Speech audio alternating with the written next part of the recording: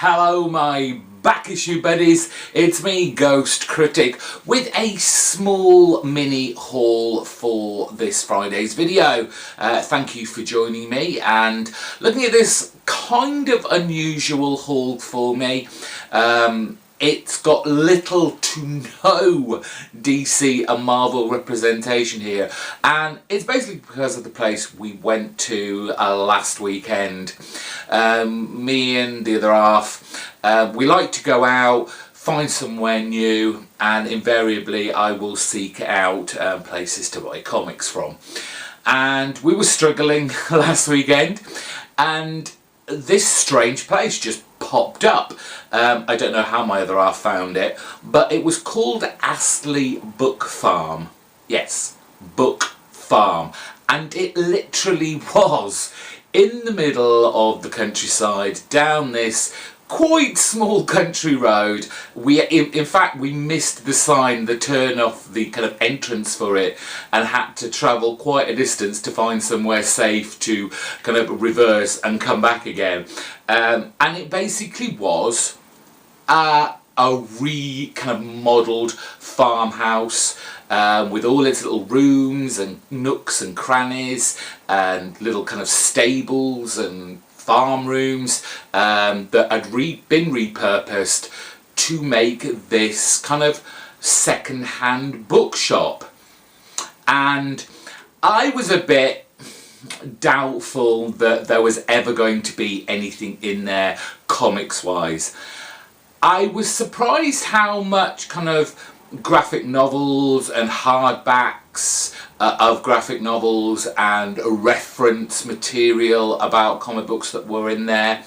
However, I was slightly disappointed at the selection of actual single issue comic books there was, to the point where, I mean, that is what I managed to get out of it. It was predominantly those kind of obscure publication houses, as you can see when you see my pull list, but they were all 50p each, so I was like, I'm not going to pass a lot of this stuff up. There was a lot of duplication in these piles. There was like 2 windowsills that had about 3 small piles on each, so there wasn't that much to choose from, and so I got the opportunity to kind of have a little play, pick up stuff that maybe I wouldn't normally, just to, you know, have something to read, something interesting to look at, and hopefully find some gems along the way. And there were some bits in there that I obviously knew about and kind of semi-collect. So let's kick right off from Kitchen Sink Comics, issue number 21 of Will Eisner's The Spirit, reprinting all his Will Eisner's early work. They're the kind of black and white reprints. This is from a story from 1947, and I mean, I've got a lot. I found a big batch of these in some town or village and bought them really cheap, and they're fun reads and of a time. A lot of people probably find, in our very politically correct new world that we have, will probably find a lot of what's in here problematic, but for no reason. It was of the time. It's a piece of history that has to some extent now changed. From the Epic Comics line, Clive Barker's Nightbreed. I got a couple of issues of this. Issue number, where are we? Issue number 17 and number, got these the wrong way around by the looks of it. Yes, issue number 10. I don't think I have any of these issues, but I've seen the movie, I've read the book it's based on. The artwork, it's kind of very reminiscent of the kind of late 80s, early 90s kind of Vertigo vibe. When did this actually come out? 91, yeah, I thought so. And it sometimes has these Oh, this one doesn't have it. I bet the other one does, though.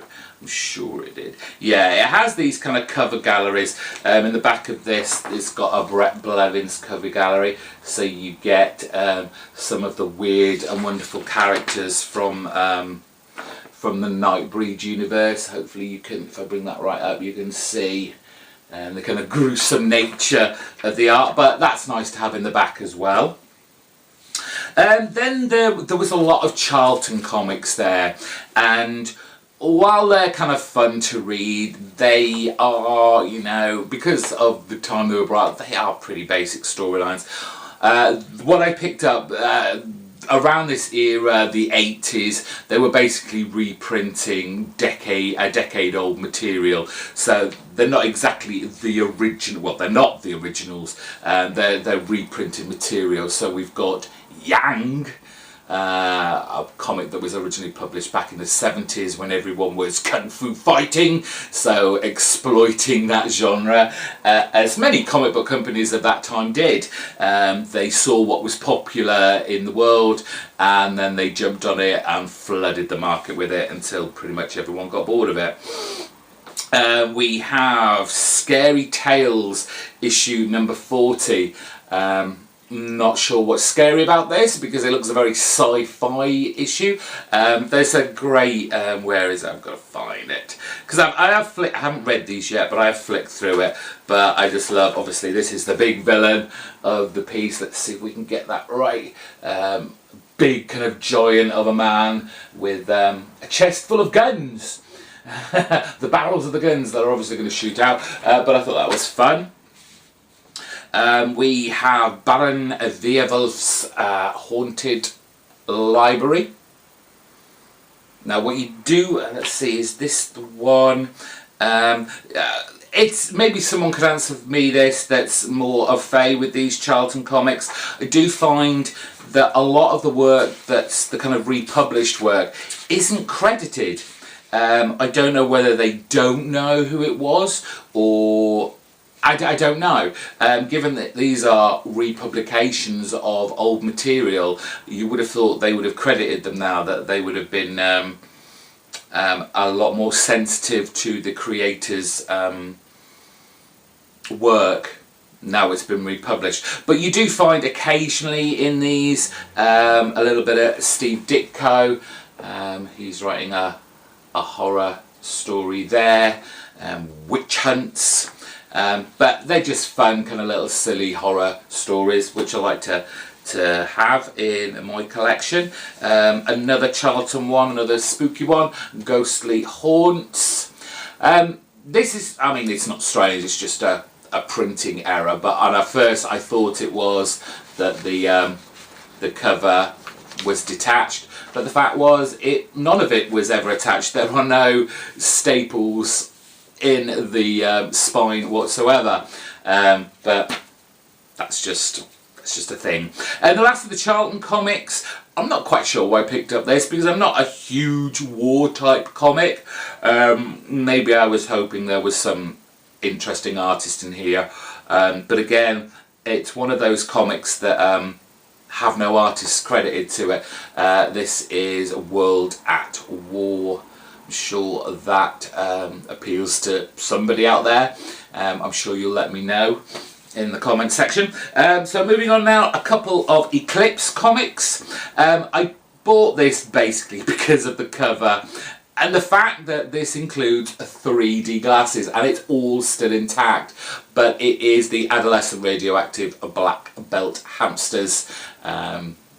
Obviously a kind of, not necessarily a parody, but kind of playing off the whole Teenage Mutant Ninja Turtles. But I just love this kind of homage to the Star Wars franchise. This came out in 1986, so we had a couple, if not all, the first original trilogy of the Star Wars already out. So that was fun, and like I said, the 3D glasses inside, they're still in there, they're still attached, which is a nice bonus. I very much doubt I'll be pulling them out to get the full 3D effect.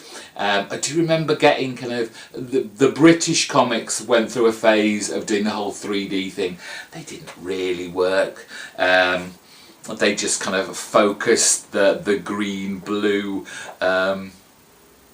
colour lines on the comic. I picked this up because I knew that I knew the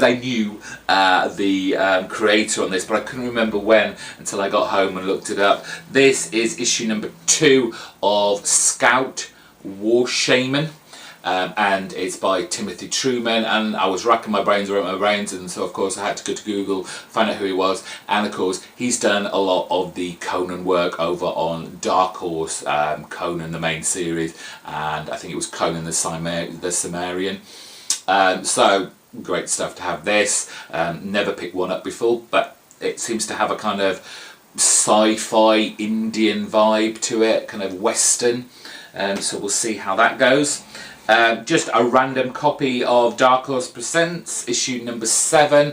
I don't really recognise any of the characters or the creators of these books, but you know, a little anthology series to have a few interesting bits. From, trying to find out who this was, published by Lodestone Publishing. It's Dave Cockrum's The Futurians. I think that's how you say that. But this is firmly in the kind of 80s X-Men vibe there. These characters with, I guess, mutant type powers, but it just basically screams of X-Men really. I'm sure David Cockrum has at some point been on the X-Men, and it's kind of like your typical, trying to find something interesting kind of artwork to show you, but got a phoenix type character there. Sorry if the picture isn't that great, but the sun is blaring through my window, which is all very well and nice, but not to show you comic books. This was an interesting thing. I've never seen these before, and it's the only one Marvel one I found. But we have Fun and Games magazine from Marvel, and it literally is just a comic book formatted bunch of puzzles and games. So you get word searches. You get kind of pictures, and you've got to go through the maze from the in to the out, and actually there's crosswords kind of things there as well. But I suppose the amazing thing about it really is that none of the puzzles have been done. It's all, you know, not been used. It's perfect. No one's written all over it. So like I said, I've never seen these before. I think they look quite fun. I'm never going to do them, but it's a nice little oddity to add to my collection. From First Comics, I've seen that people, especially in the UK for some reason, maybe it appeals to them. With these, it's issue number 8 of Star Slayer, The Log of the Jolly Roger, and some sci-fi fun action there. And then finally, the only issue from kind of DC, it's a Vertigo title, it's issue 2 of Scarab. Now, I seem to remember having issue 1. I love these 90s Vertigo series. I'll pick whatever I find up. I love that Oddfellow's Thoughts, and Travis is showing off this huge Vertigo collection he acquired, and seeing how much output Vertigo actually had in the 90s, especially compared to what they're putting out now, which is next to nothing. But it's amazing how much they've got, how much I don't know of the 90s Vertigo output. Just great. So I pick these up whenever I find them, and hopefully I haven't already got them. And that's the haul. Got no more left. I told you it was small, but it was odd. I hope you enjoyed it and it was entertaining enough. If you've been buying any comics back issues lately and you've got videos up at the moment and I've not caught them, please put a link to them down in the comment section and I'll go and have a look. Always like to see what everyone's collecting in their back issue runs.